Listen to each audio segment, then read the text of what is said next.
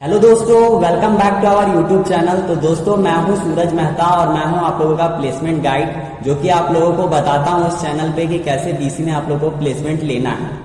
तो आज इस चैनल पे मैं लेके आ गया हूं पहला पॉडकास्ट, जिसमें आप लोगों को देखने के लिए मिलेगा कि कैसे एक बीसीए स्टूडेंट ने प्लेसमेंट लिया एक बड़े एमएनसीज में। तो आज हमारे गेस्ट है मिस्टर प्रियांशु अग्रवाल। तो hello Priyanshu, welcome to our channel. Hello Suraj and thanks for having me here. तो प्रियांशु, सबसे पहले तो आप अपना इंट्रोडक्शन दे दो। तो हेलो फ्रेंड्स, मेरा नाम प्रियांशु अग्रवाल है और मैं अभी रिसेंटली ग्रेजुएट हुआ हूँ बीसीए कोर्स के थ्रू, और मेरा प्लेसमेंट डेलॉइट में हुआ है as a role of associate analyst. तो प्रियांशु, जैसा कि तुम्हारा प्लेसमेंट हुआ है डेलॉइट में, तो ये ऑन कैंपस था या ऑफ कैंपस था?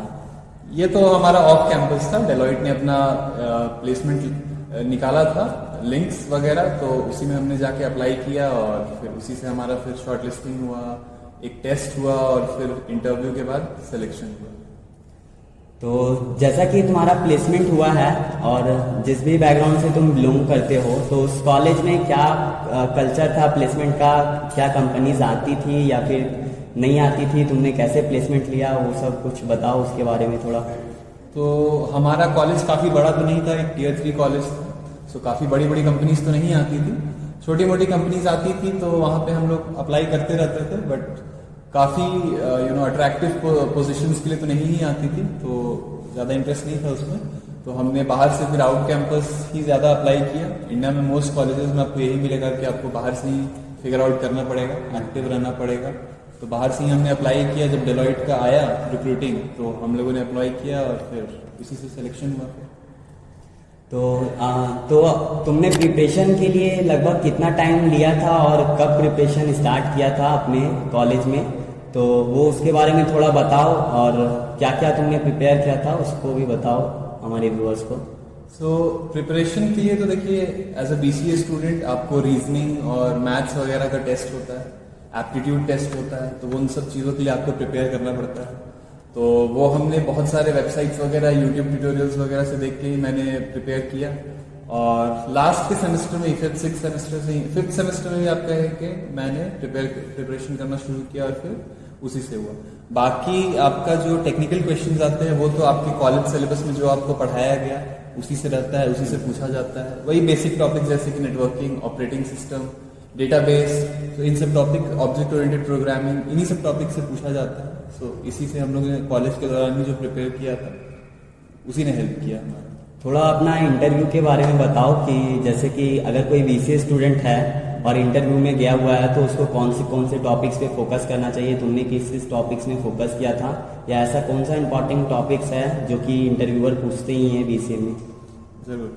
तो बीसीए स्टूडेंट को मैं फर्स्ट ऑफ ऑल क्लियर करना चाहूँगा कि डीएसए नहीं पूछते हैं। सो आप उतना कॉम्प्लेक्स डीएसए जितना बड़ी बड़ी कंपनियां पूछती हैं उतना आपको प्रिपेयर करने की जरूरत नहीं है। बट प्रोग्रामिंग में बेसिक लॉजिक फॉर्मेशन और छोटे मोटे एल्गोरिथम्स वगैरह होते हैं, वो सब तो आपको आना ही चाहिए, वो सब पूछते हैं वो लोग। और बाकी इंटरव्यू में मेन आपका पर्सनैलिटी देखा जा रहा है कि क्या आपके अंदर वो कैपेसिटी है कि आप सीख सकते हैं कि नहीं नई चीज़ों को, आपके अंदर वो कैपेबिलिटी है कि नहीं।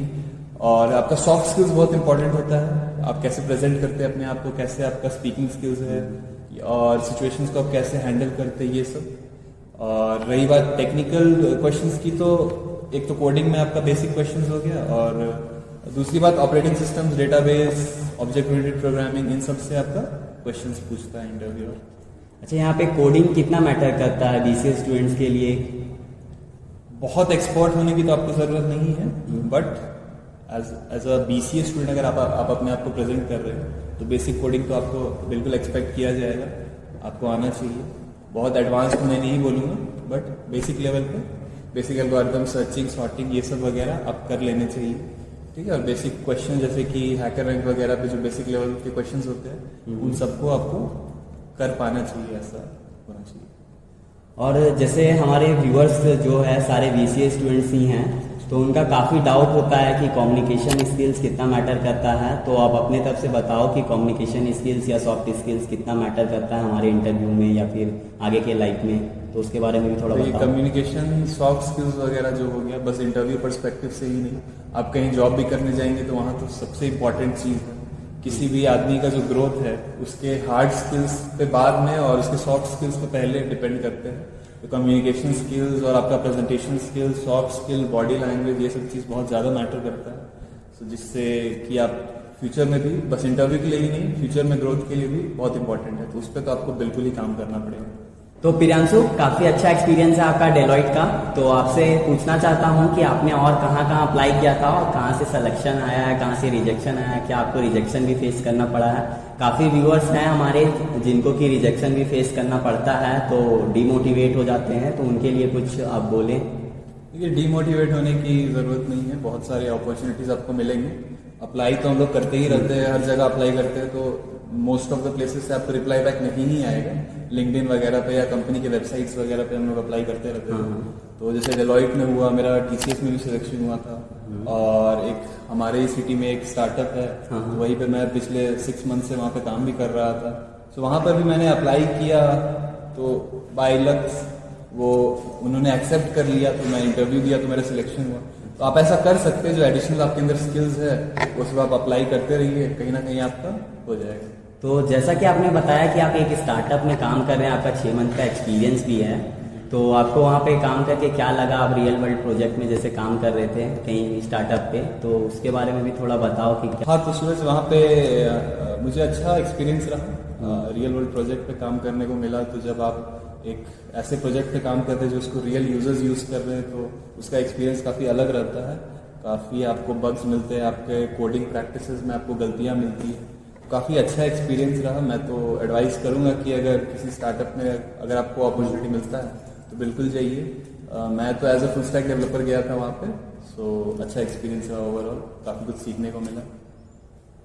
तो एट लास्ट प्रियांशु, हमारे व्यूअर्स के लिए कुछ टिप्स हो अगर, तो वो टिप्स दे दो, बाकी फिर हम लोग एंड करेंगे पॉडकास्ट को। जी बिल्कुल। सो मैं तो कहूँगा कि जो रीजनिंग और एप्टीट्यूड है और मैथ्स स्किल्स है, ये सब पे तो आप सबसे पहले काम कीजिए, क्योंकि ये फर्स्ट स्क्रीनिंग लेयर रहता है। अगर आप इसी में छट गए तो आप कितने भी टैलेंटेड हो, आप आगे नहीं बढ़ पाइए।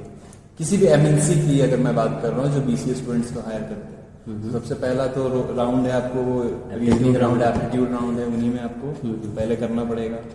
और उसके बाद तो आप अपना जो ये हार्ड स्किल्स है, जो कॉलेज में आपकी पढ़ाई हो रही है, उस पर थोड़ा ध्यान दीजिए। ठीक है, जैसे डेटाबेस हो गया, ऊप्स हो गया, और ऑपरेटिंग सिस्टम्स वगैरह हो गया। ठीक है, तो ये इन सब चीज़ों पे आप थोड़ा ध्यान दीजिए। थोड़ा बेसिक प्रोग्रामिंग लॉजिक वगैरह आप बनाना, एल्गोरिथम्स, बेसिक एल्गोरिथम्स सीख लीजिए।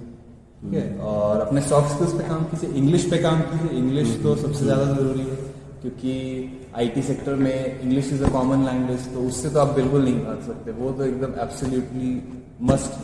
ठीक है, तो इंग्लिश पे आप काम कीजिए और बस लगे रहिए, डीमोटिवेट नहीं होना है, और बस आप भी सक्सेस हो जाइएगा। Best of luck. Thank you Priyanshu for coming our channel. Thank you Suraj for having me. तो दोस्तों, आज के पॉडकास्ट में इतना ही। फिर से मिलते हैं एक नए पॉडकास्ट में, तब तक के लिए बाय बाय।